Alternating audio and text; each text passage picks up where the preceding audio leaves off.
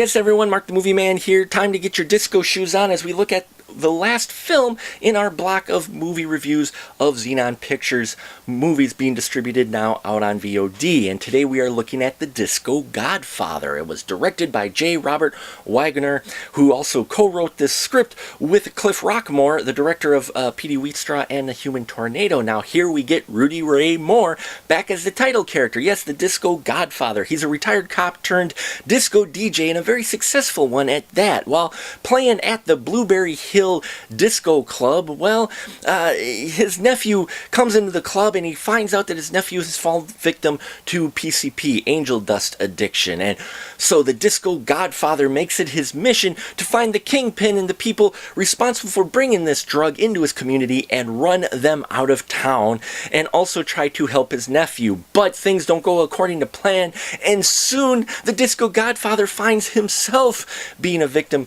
of a angel dust from the villain, and we see how he deals with all of this in The Disco Godfather. Wow, this one is definitely different from the others, and not in a bad way. It just surprised me. While Rudy Ray Moore is entertaining and an outrageous character in the form of Disco Godfather, this plays out as a warning, as a PSA almost, of the warnings of angel dust and what it can do to someone's community and an individual. There are some fairly surreal moments, especially when they're portraying people who are tripping on the angel dust. It really has a different tone than the other films. They really keep this one a lot more serious, I thought, than Dolomite, Human Tornado, and even P.D. Wheatstraw. While those had a mixture of humor and seriousness, this has more seriousness to it. You could tell that they were using this film and the medium to put a warning out about the drug, and that is evident throughout this film. Now, he does have some really great cast members back. He's brought back his crew with him from the other films. So we've got Jimmy Lynch, of course, and Jerry Jones in here, and Lady Reed even shows up. We've got Carol Speed as Noelle. This was actually the second last film for her. She was in The Big Birdcage, and she doesn't get a lot of screen time, but I thought I liked her character in here, and Rudy Ray Moore being Rudy Ray Moore, but you could tell he really wanted this to be a more serious film, though we do still get the kung fu action and some jokes in here, but not nearly as many.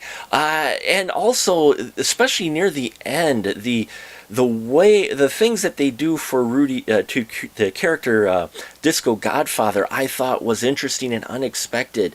And I've used that term a lot, I know, with these movies, but it's true. It's hard to kind of predict where they're going to go with them sometimes.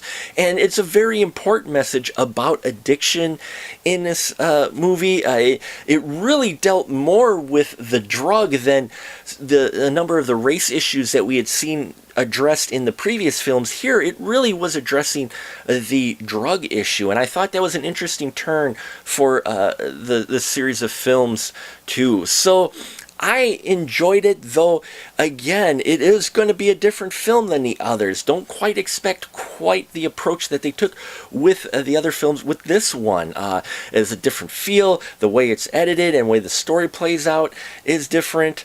And yeah, it stands out as being not quite the Rudy Ray Moore film you might have thought it would be. And I like that. I like when they change things up a bit, and they definitely do that here with Disco Godfather. Though there are some very fun dance sequences, including some roller disco in here, which very talented individuals. I always respect them because I usually fall on my face with roller skates. So there's those elements that we do enjoy, but just more on the PSA serious tone for this film. So there you have it, folks, the block of Xenon Pictures.